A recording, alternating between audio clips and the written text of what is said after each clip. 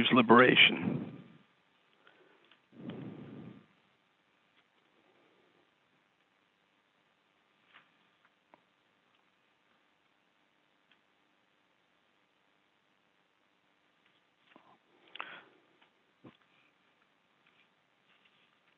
My dear wife, he says, well, Sambada Varshana no pi heyayak. This is a prior verse, but 9-8. So we are discussing 9, 8, 12 to 13, right, today? Oh, okay. Yep. No wonder. Wrong volume. Be right there. Maybe pause the recording for a moment until we get this straightened out. I can project you on the screen the verses. Is that okay for you? Okay. Yeah. Sure.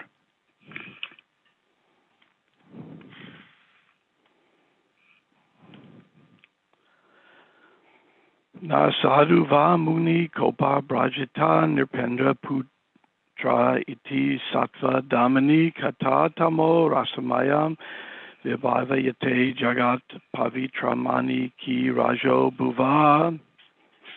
It is sometimes argued that the sons of King Sagar were burned to ashes by fire emanating from the eyes of Kalpa Muni. This statement, however, is not approved by great learned persons, for Kalpa Muni's body is completely in the mode of goodness, and therefore cannot manifest the mode of ignorance in the form of anger, just as the pure sky cannot be polluted by the dust of the earth.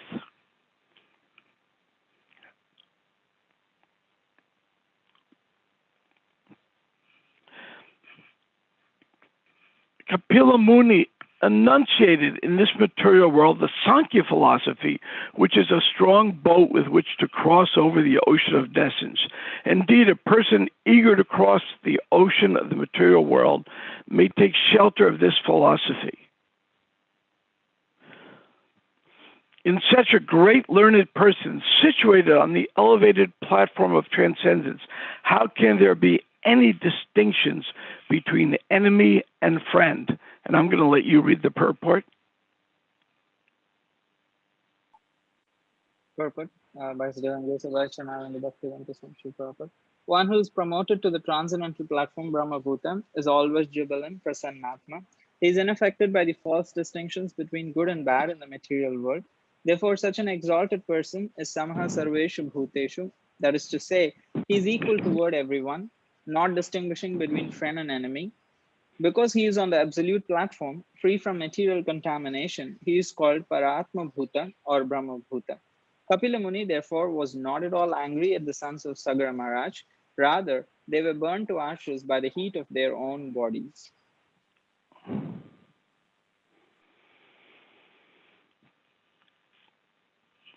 Now,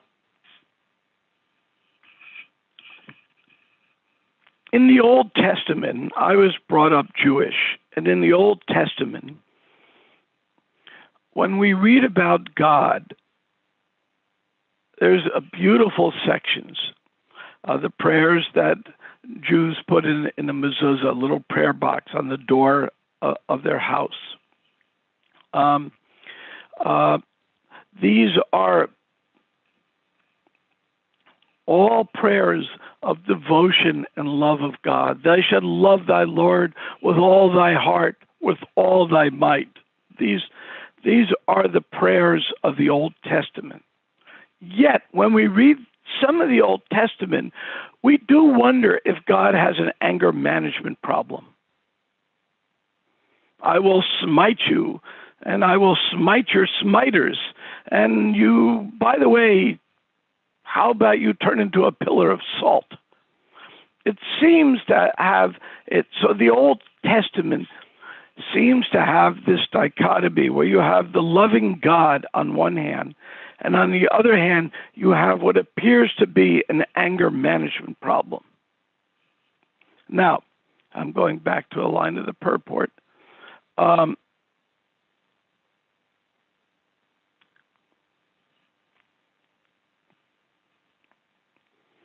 So here we're saying God is equal to everyone. And then you have an angry God favoring one group over another. So how do we explain this? Well, let's go to our tradition, which we have a greater dependence on the scripture. Because when Lord Chaitanya debated the Kazi, though he pointed out there was defects in the tradition the Kazi came from. Similarly, I found my tradition taught me that I ought to respect, sometimes fear, but what attracted me when I was growing up was there was love there. And what brings us, I'm speaking now at the Bhakti Center. It's a place of love. We want to offer love, but anger is a concomitant factor. So now, when we're dealing with the Old Testament, I'm not an Old Testament scholar, so I won't say too much, but we have this combination of love and anger. And why, when I grew up reading it, did I find the anger disturbing? Can anybody guess why I found the anger disturbing? I would like to unmute and take a guess. Hare Krishna, Prabhu. I mean, yes. I know it's, in my case anyway, it's hard to accommodate simultaneously the fact that somebody is angry with you and also loves you. So anger can often feel like a dearth of love. Okay. Any other suggestions?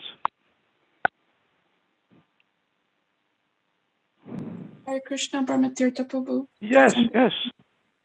For me, it always felt like an abusive Hare parent Krishna. situation. Like an abuse. Like a abusive parent kind of thing, where they're like happy with you as long as you're doing what you want them to do, but then as soon as you kind of like get them angry a little bit, like they get really, really angry and they like just wallop you and you just, get the belt. So I don't know. It just was not something I cared for. I liked Jesus and Mary better. Got it. Any other comment? Anger on the part of God is disturbing because that may suggest that he's not in control. Yeah. Something is not going his way. Yeah. Now, at the same time, we're talking about God, I assume, and there's a beautiful Bhakti tradition in there. So my own conclusion, after I studied the Gita, and certainly my conclusion, again, I'm not a scholar on this area, but we're talking about a scripture written for those in a mode of passion or even ignorance. And in passion, what's the one symptoms? There are friends and there are enemies. We see America's become a country of absolute passion now. There are friends and there are enemies. You're a Republican, you're a Democrat. You're this, you're that. You're a vaxxer, or you're an anti-vaxxer. Everything becomes friends and enemies. And so when we're dealing with a scripture that is for people who are in the lower modes of nature, we find friends and enemies. And we find the 5th canto of the Bhagavatam also goes into you get some pretty nasty stuff in there. If you commit this sin, you'll be thrown in a lake of fire. Sound pretty biblical to me. If you commit that sin, you'll embrace a molten body. If you do this sin, all these little creatures will spend a long time biting you. So you have little pieces of that in the 5th canto. Now, Bhaktivinoda Thakur, when he analyzed it, said that the purpose of that, not that we necessarily take these things literally, but there's a percentage of the population that you have to scare. You got to get them a little scared, otherwise they won't behave. So the Bible is preaching to a people who are very passionate, friends, enemies, like that. And in that way, the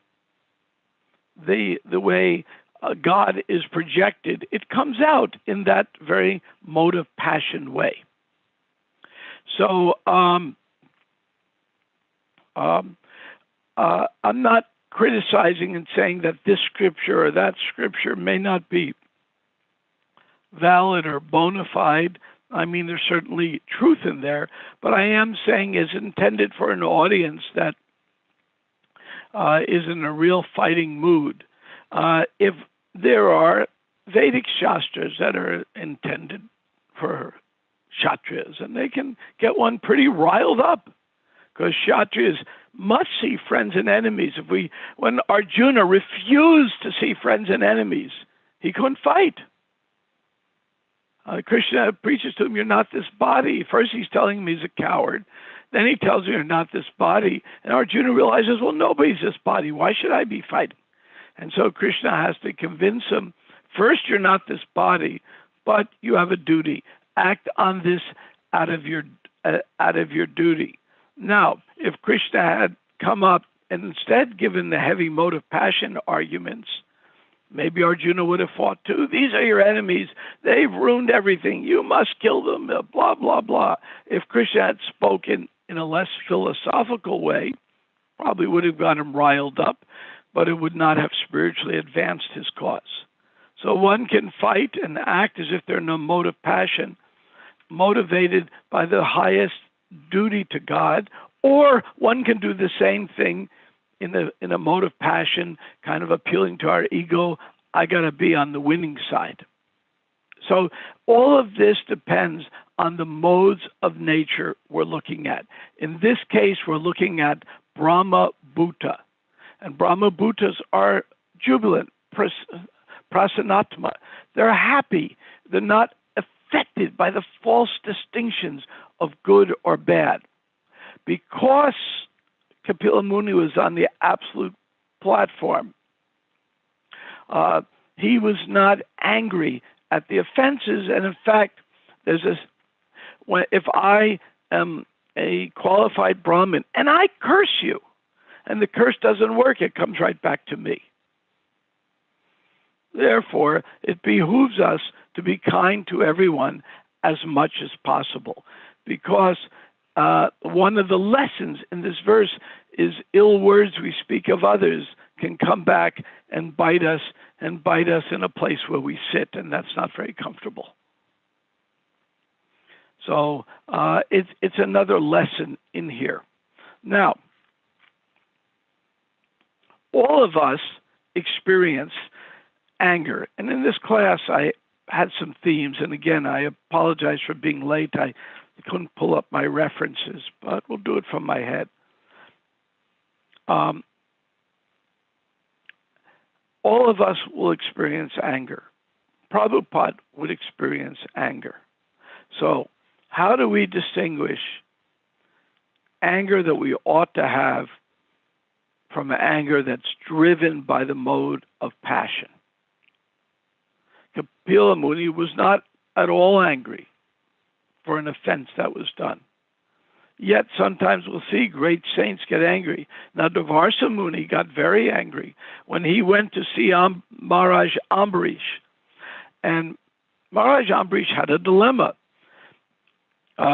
Devarsi arrived at his home, and he had been fasting for the Ekadasi. And in order to break the fast, he has to do something, take a little sip of water at the auspicious time. And but it was an offense to eat before his guest ate. So what happened? Devarsa Muni went off to bathe, and while he was bathing, it was the auspicious times, instead of eating it, took a little sip of water. Devarsa Muni, being a very, very powerful sadhu, then went and put a curse on Ambarish. And of course, that didn't work very well. And the curse bounced back to to Devarsa Muni, who traveled even to Lord Vishnu. How do I get rid of this curse? And the only way to do it was to take shelter at the feet of Ambarish. So Ambarish again didn't get angry, but Devarsa Muni got angry in the mode of passion. Now, we're going to talk about anger for a moment, a mode of goodness, because there are times when we see a great saint gets angry. Who was a great saint who was a little boy who got very angry and was justified? Can somebody tell me? Dhruva Maharaj. Yes, and why was he angry? Because his father's other wife told him that he did not deserve on his father's lap, to sit on his father's lap, and he would have to take birth again in her womb. And then even more, when he went to his mother, she said, you know what, she's right. You have to go to the forest. But another reason he got angry, why was he killing all the demons, Rakshasas?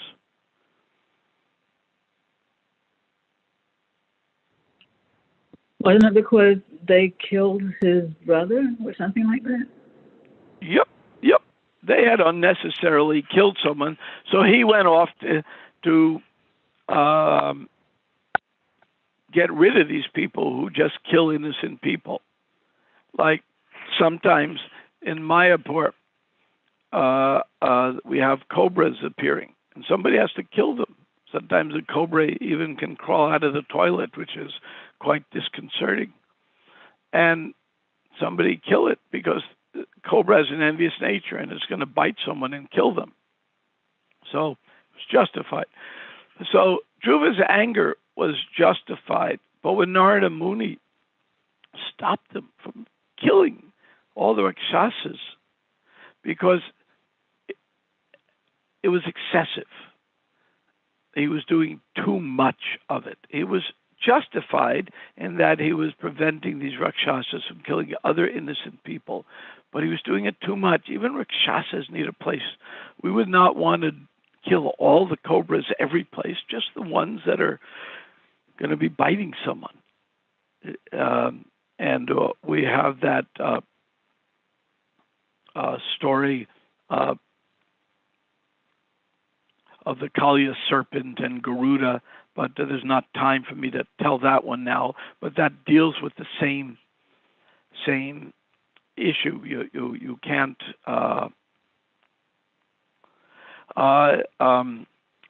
Every living entity is entitled to some place. Just not, they can't excessively take it over. Just like nowadays we have invasive species growing every place. So we have to remove them because it will destroy the ecosystem. But there's a place for invasive species, but that's where they came from, not here. So in a similar way, we can have anger and we can have excess anger. Dhruva had justified anger, but it turned into excess anger. As ordinary devotees, my own experience is when we have anger, it easily turns into excess anger. We have anger because we think things aren't fair. It's not fair that an innocent person was killed by Rakshasa in the Dhruva story. Other matters aren't fair. And when it's not fair, we have anger. We just had in America George Floyd. A cop knelt on his neck for 9 minutes. People felt that just isn't fair. Guy's on the ground, surrounded by cops. You don't kneel on his neck. And it's not fair, so people get angry. Sometimes they riot, and they get excessively angry. So how do we distinguish excessive anger from reasonable anger? And in the case of a complete sadhu, they may not experience any anger, yet Prabhupada would experience anger. I'm bewildered now. Can someone help me out with this?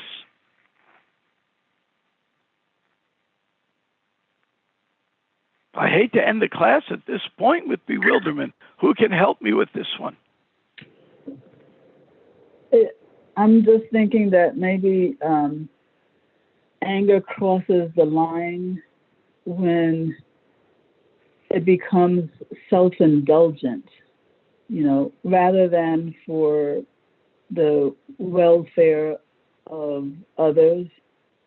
it becomes to gratify your own mind, then it becomes, I think that's when I would say it becomes excessive. Okay, any other comments? I like what you said.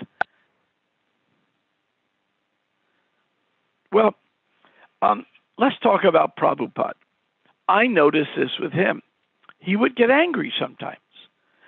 And seconds later, there was no anger. He got angry for our benefit. We put salt in the Charitamritam instead of sugar. Who did that? Who did that? Prabhupada would say. That person, after hearing Prabhupada say one time who did it, I assure you, the rest of their life, they will never, never do that again. But the anger was gone in a second. It was for our benefit. The anger Prabhupada had, because Prabhupada was situated as Prasanatma, the anger he had was just for our benefit.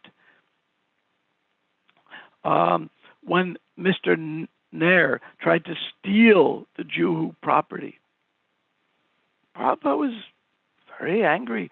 Here it is, he's trying to cheat us and steal from Krishna. But the anger dissipated. And even Mrs. Nair came and apologized to Prabhupada for her husband's cheating. So he just wanted to show us, as devotees in India, we were always getting cheated all the time. The mantra merchants would use with us is, "Damn cheap, Babu," which meant they were charging us 4 or 5 times the ordinary price. And Prabhupada knew that. So he wanted to train us not to simply be pushovers. At the same time, he didn't want us to have ordinary anger. Now, I'll tell you a story that puts things in context. When we go to Vrindavan, we're dealing with an unusual place. Vrindavan is not like any other place. When you enter there, if you have the visa to enter Vrindavan, you can see it's a very different place, but you need a visa. What is the visa required?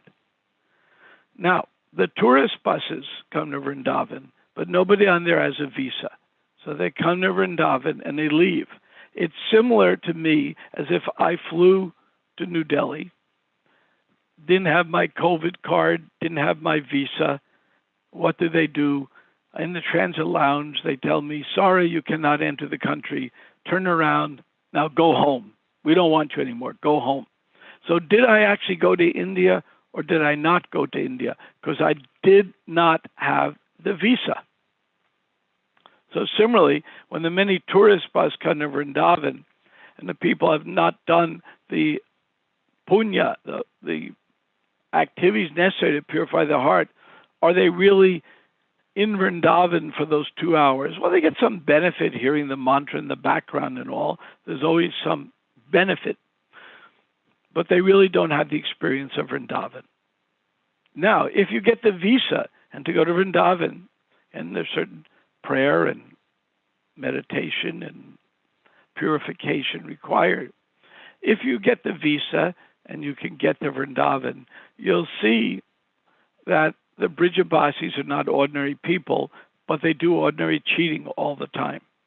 So the test for me being in India was when I'm in America and the cab driver is cheating me by I know, let's say I'm in New York and I get in a yellow cab and it has a meter.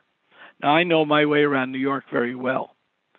And I say, I want you to take me to Hoyt Schermerhorn Street in Brooklyn. So the way to get there, if I was at the Bhakti Center, would be to cross the Manhattan Bridge or maybe the Brooklyn Bridge. But let's say I have a wise guy cab driver, and he decides he's going to take the Triborough Bridge.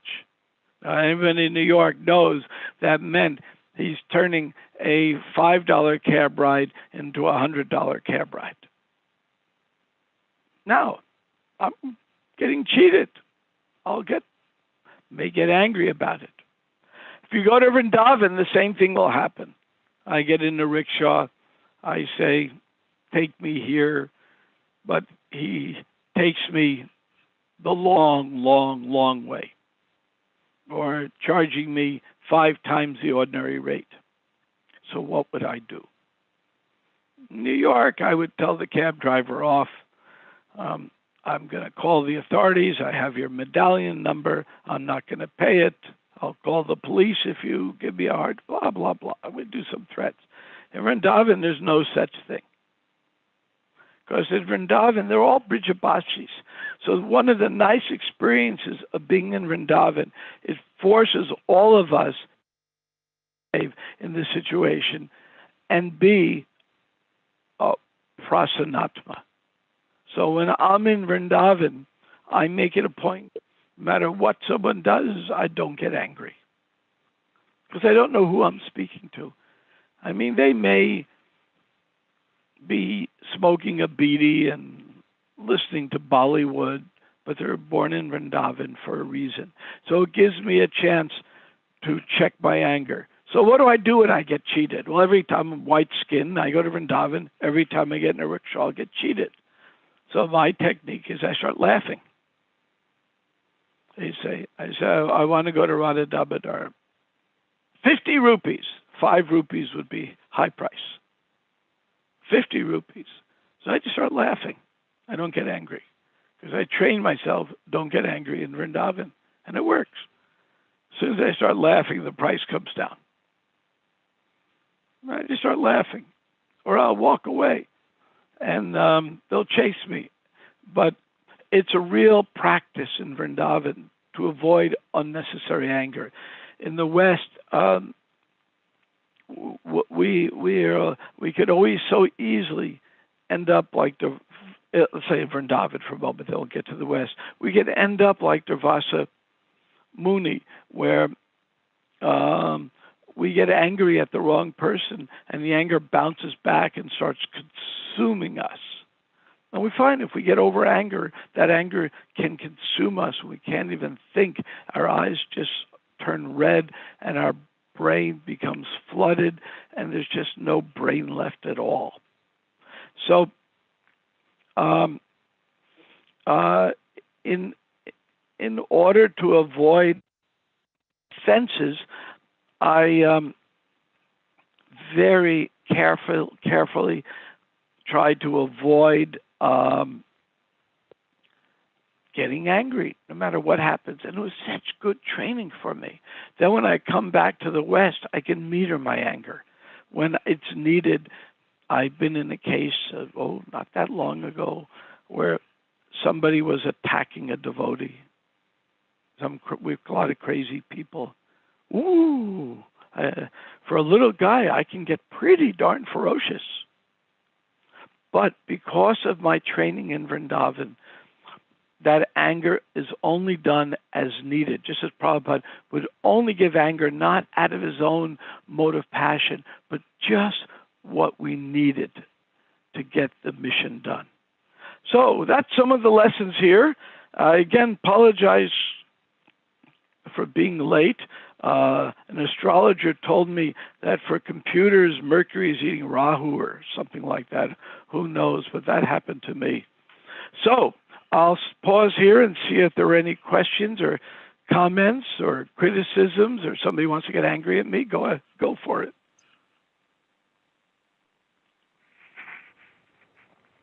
Hare Krishna, Prabhu. Yeah, I'm so happy that you're talking about Krishna and his anger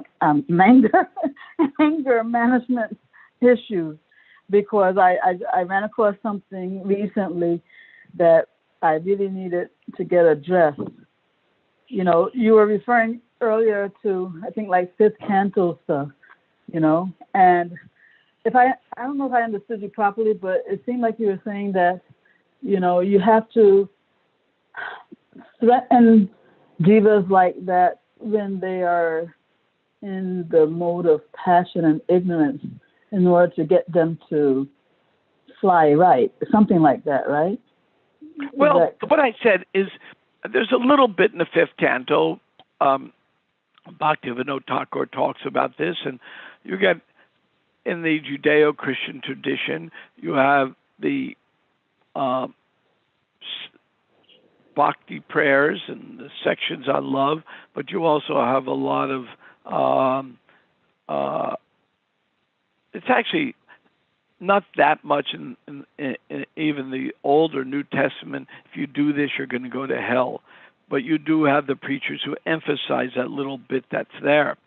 And so they take a scripture intended for bhakti and make it a scripture intended for a God with a serious anger management problem that you wonder if sometimes God doesn't need to enter a 12-step program for anger management. And my read of the Old or New Testament doesn't give me that impression, but some presenters of it present it in such a way that bhakti disappears. And so my point is that there is anger, and we have to see what mode of nature the anger comes from. In the Old Testament, sometimes I have trouble seeing some of the goodness in it. So it gets caught up in the flowery language of the Vedas. What are the flowery language of the Vedas? We say, Krishna says to Arjuna, do not be bewildered by the flowery language of the Vedas. Well, what is that? That is karma kanda. Karma kanda means you do certain things, you get certain reactions. So it's a ritual. So I do certain rituals, certain prayers. It's like going to Amazon. You give Amazon your credit card, you get a package. So you do your karma kanda, you get some reward, or don't do it right, you get some punishment. It's very kind of biblical in that sense, the karma kanda. So Krishna is saying to Arjuna, rise above the flowery language, means rise above the karma kanda matters. And karma kanda, very much, it's a mode of passion process. And so to rise above it. So does that answer your question, or did I beat around the bush too much? Well, I was trying to ask that question in order to get to my question, but I'm still not, in your explanation, I'm still not understanding the connection that you're making, for example, between the karma kanda section of the Vedas and Krishna's expressions of this hellfire and brimstone type thing. Yeah. Okay. Well, the hellfire and brimstone, according to Bhaktivinoda Thakur, is for ordinary people just to scare them a little bit. Like, for example, sometimes when a child is misbehaving, it's not a good. This is not a good technique for bringing up children, but it's done. Child's misbehaving. And my parents even would do this and say, "Oh, you see that policeman over there? You're 6 years old. The policeman is, looks like he's 12 feet tall. He has a gun and mace and taser and all these things on his belt. And you say, if you misbehave, I'm going to take you to that policeman." I mean, the policeman's not going to do anything but give you a piece of candy. He doesn't care. But you don't know that. And the policeman is so scary. I mean, my son is law enforcement. He went to 4 police academies, and I joke with him, for the 3 months of the academy, the first month they teach you how to walk like a cop. That funny walk they all have, where you kind of like they're going to get you. So that walk, I won't imitate it on the camera, but they do. So I always joke with them, is that what they do for the first month? Teach you how to walk so weird? With their legs a little bowed and funny. Just don't laugh at the cops because they got the gun. Anyway, so sometimes it's like that. A child will say to a parent will say to a child, "Look at that cop. If you misbehave, I'm going to take you to that cop, and he's going to take you to jail." Now, my parents never quite put it that way, but I've seen parents say that. So the cops not going to take him to jail. I mean, nobody's going to go to hell forever and ever and ever. That's not reality. You may get some karma kanda, and you may have to suffer, but it's not eternal. That would make God so much worse than people like Hitler or Idi Amin or any of the big modern demons.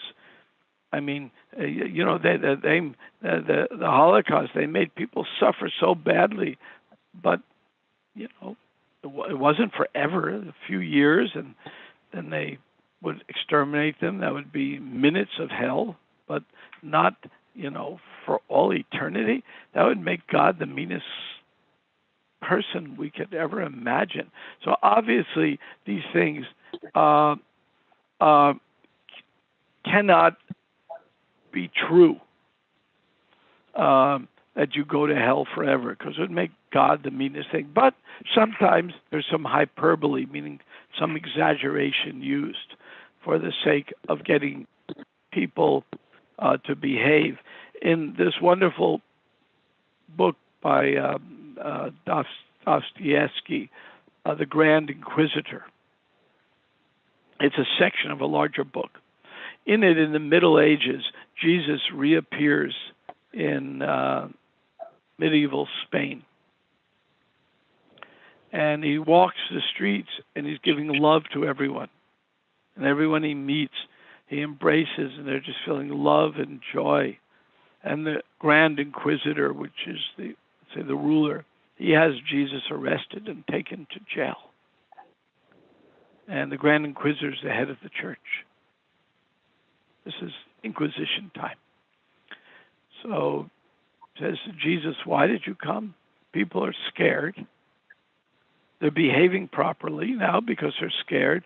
And society's running in order, and the church has its place.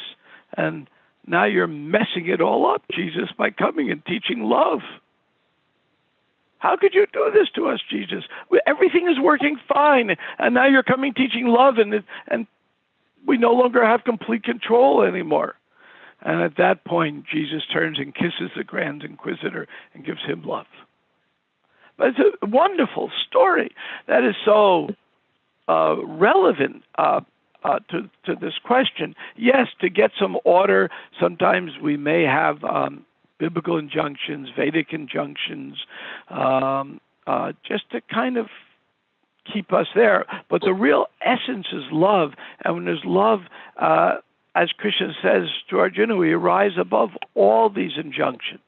Now, I've seen devotees sometimes think, oh, I love Krishna. Krishna loves me. I don't need to follow anything at all.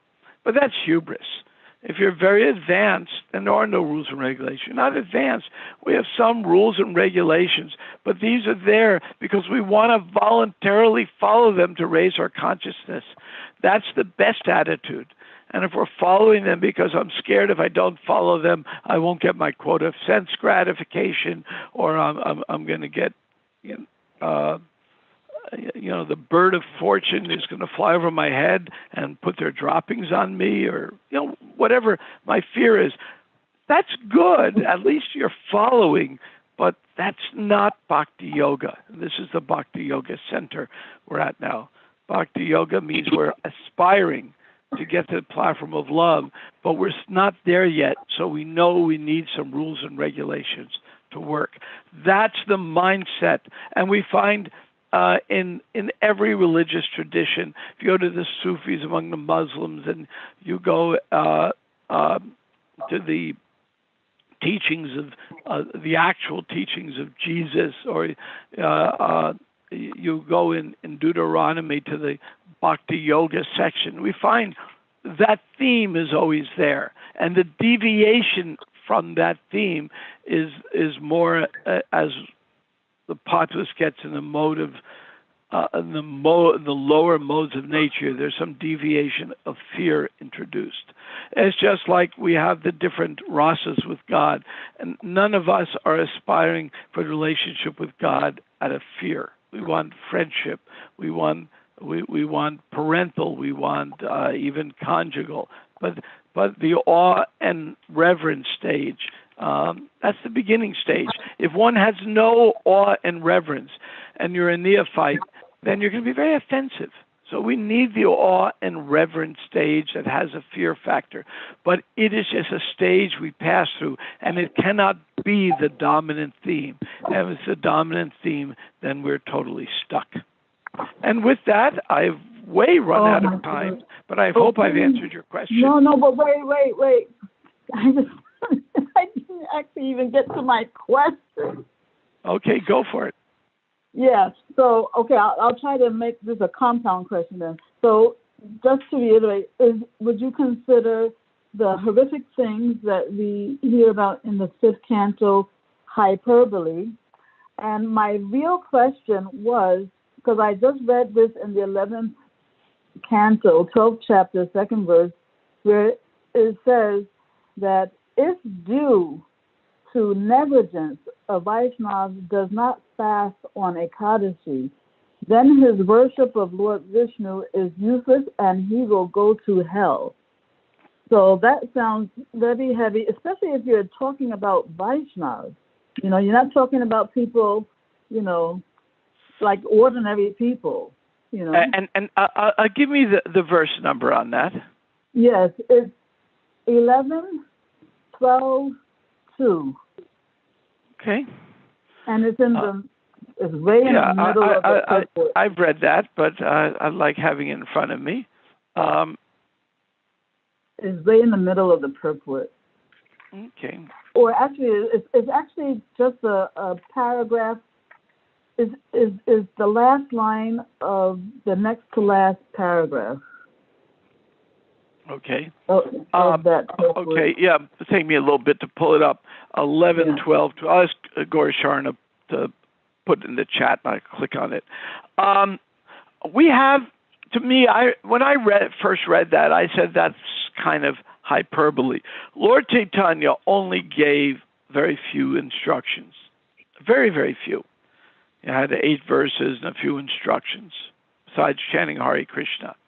And his instruction was, one of them was to follow Ekadasi. So in this purport, there is a push to follow Ekadasi. And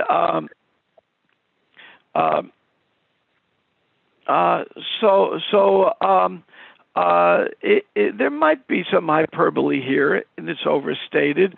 I know when somebody is particularly sick, they may even have to eat whatever on the Ekadasi.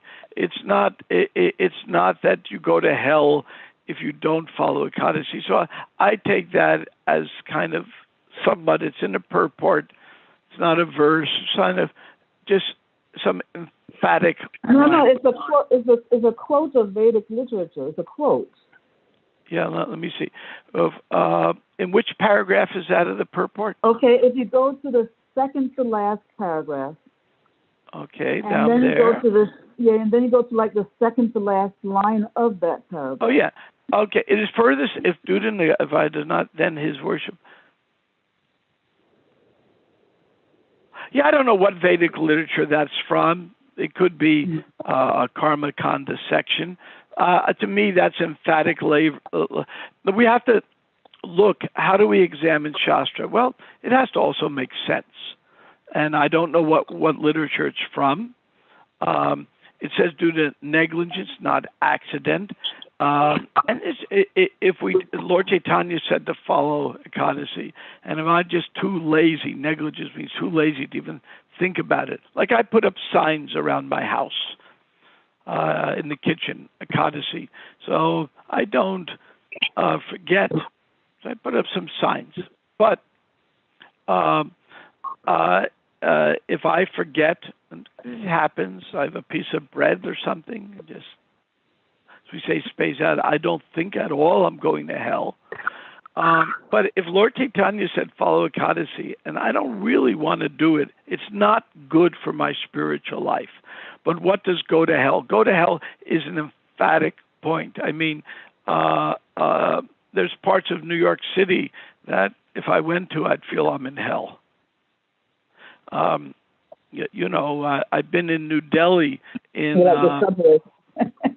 yeah, I've been in New Delhi in at the time of Diwali, and the air is this ugly yellow, and all the buildings are shimmering due to heavy air pollution, and a million people setting off fireworks, and farmers burning the rice stalks, and the worst air pollution in the world.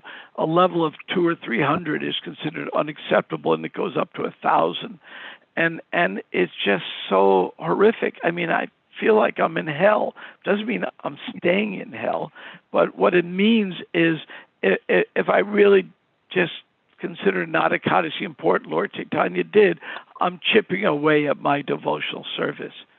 I would have to, again, pull out what is that Vedic literature, what is the exact Sanskrit, and when we do, and every time I've done it, it will become clear that we're dealing with some hyperbole, and the Vedic literature has hyperbole in it.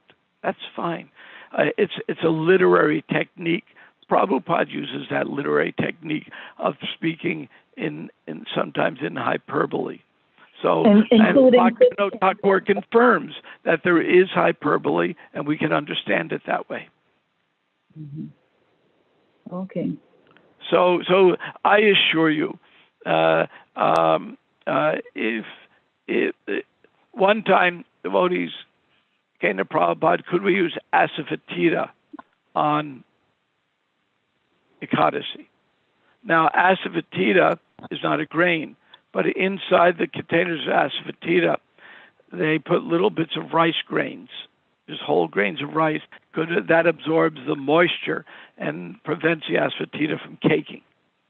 Just like if you drop your cell phone in your sink, the first thing you should do is turn it off and put it in a bag of rice, because the rice absorbs the moisture and it may not fry it out. By the way, that's never worked for me. But anyway, that's what folks recommend you do. So you put that. So there's a little bit of rice, and so devotees felt they couldn't cook with asafoetida because there's little rice. They're not even eating the rice. The asafoetida might be touching a rice grain. And Prabhupada said, we're not the International Society for Rules and Regulations. He considered that fairly fanatical. Now, there are some people I know who are overly strict, but that's what they need for their own spiritual life. So if somebody is very, very strict on these points, I don't find fault in them. It's what they might need for their spiritual life. What I do find some fault in, if they start telling other people, oh, you had some asafoetida, you're going to hell for a long, long time. Do not pass purgatory. Go directly to hell. It's a one-way ticket. Even Monopoly Board lets you get out of jail, but this way you never get out. I mean, that's absurd. It makes no sense. It's not true. So this particular verse is a good example of some hyperbole. And from a scholarly point of view, we'd have to see. I was with Hridayanand Raj when he was writing the purports on the 11th canto, because I was managing the BBT division that produced the books. And I don't remember having a conversation on this particular one, but I remember him saying to me very clearly that Lord Chaitanya gave very few instructions. One was to follow Ekadashi. So he was urging people. He says, yeah, we have to seriously follow Ekadashi. So I can ask him about this, because either he or Gopi Pranadhana might have pulled up that Vedic references. One of the two of them did it, and what was it, and what's the context. And if you like to cut that in a paragraph and write a letter to him, he'll answer you very specifically what was the literature, what's the context, what's the meaning of it. And that's a devotee's duty. When we come across these things, just like you did, now, when we come across them, doesn't make sense to us, we ought to ask about it and discuss it.